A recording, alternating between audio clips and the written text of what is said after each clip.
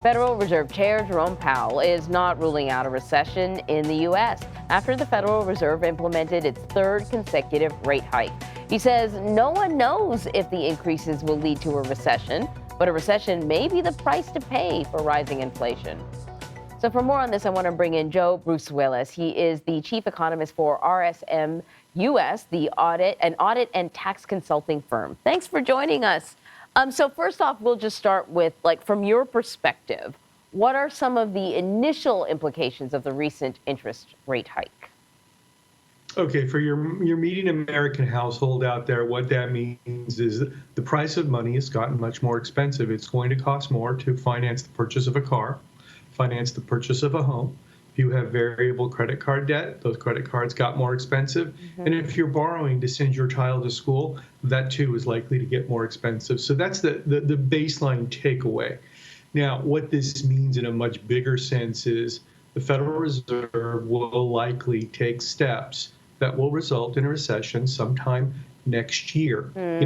Anytime the unemployment rate rises 0.5%, within 1 year, the economy always falls into recession.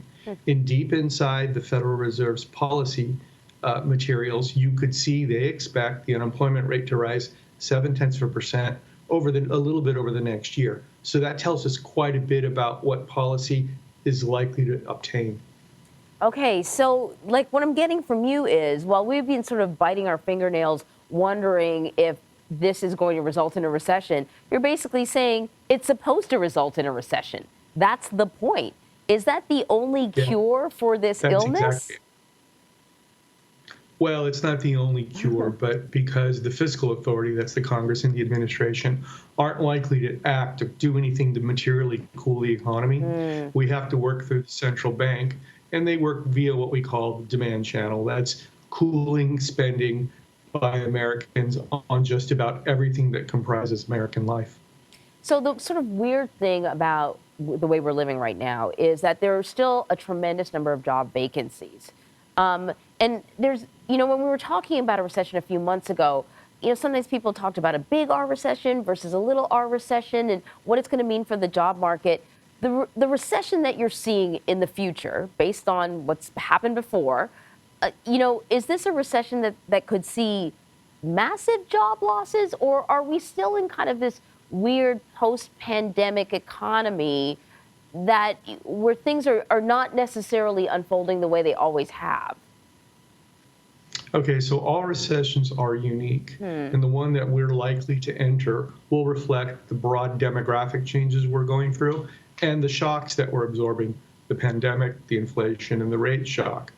Now, in order to bring inflation down from its current 8.3 level just to 3%, that's not the 2%'s target, we estimate that the Federal Reserve will have to engineer a set of conditions whereby the unemployment rate rises to 4.7%, and that would result in about 1.7 million jobs lost. Now, how does that compare to, say, the recession during the pandemic or the Great Financial Crisis? Okay, that's a very light or shallow recession. This isn't going to look like those two, and it's really important that when we talk to the public, we tell them that. As a matter of fact, we're likely to see relatively restrained unemployment during what I think will be a recession that goes on for about a year and results in about a 1% contraction in overall GDP. In fact, probably sometime late next year when we're in recession and you're talking to the American public, they may be like, well, wait a second, everybody I know has a job. Getting a job is fairly easy. Our incomes are rising. So what gives? What are you people talking about?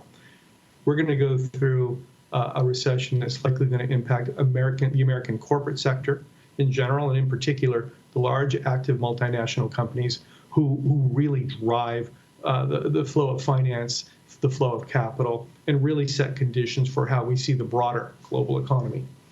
Joe, that's all really fascinating to me. Joe Brusuelas, thank you very much. Thank you.